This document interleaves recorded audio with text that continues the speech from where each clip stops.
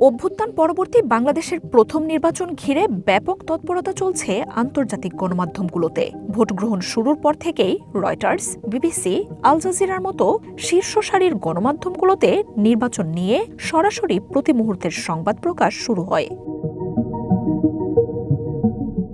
2024 সালের অগাস্টে অভ্যুত্থানে শেখ হাসিনার সরকারের পতনের পর এবারের নির্বাচনকে দেখা হচ্ছে গণতন্ত্রে ফেরার যাত্রা হিসেবে। ঢাকায় এসব গণমাধ্যমের প্রতিবেদকরা সরাসরি নির্বাচনের খবর প্রচার করছেন। ভবিষ্যৎ হোক নিরাপদ, বিনিয়োগ হোক বিশ্বস্ত, আর আমার পছন্দ সল্ট বে। ওয়েলকাম টু সল্ট বে। ভোট শুরুর পর অংশগ্রহণকারী দল, শীর্ষ নেতা, দলগুলোর কৌশল, শক্তি ও দুর্বলতা, প্রতিশ্রুতি, ভোটারদের চাওয়া পাওয়ার মতো বিষয়গুলো নিয়ে নানা প্রতিবেদন প্রকাশ করছে বিশ্ব গণমাধ্যমগুলো। জেনজি অভ্যুত্থানের সরকারের পতন ঘটা দেশগুলোর মধ্যে প্রথম নির্বাচন আয়োজন করছে বাংলাদেশ। ভোটারদের বড় অংশ এই তরুণদের নির্বাচন ঘিরে প্রত্যাশা ও তাদের প্রতি প্রার্থীদের প্রতিশ্রুতি তুলে ধরছে বার্তা সংস্থা রয়টার্স।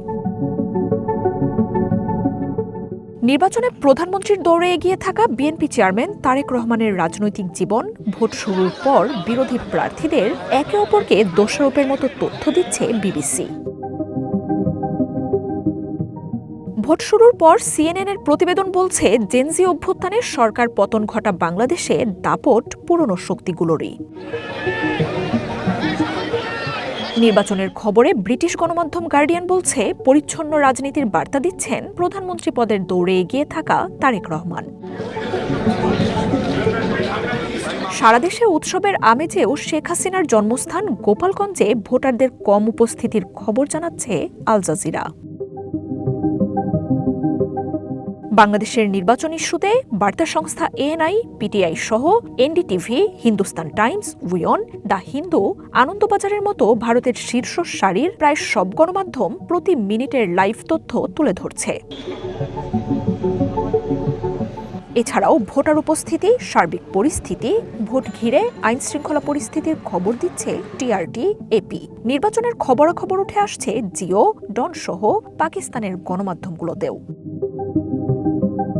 মার্জিয়া উপমা, ওয়ান ইন্টারন্যাশনাল ডেস্ক।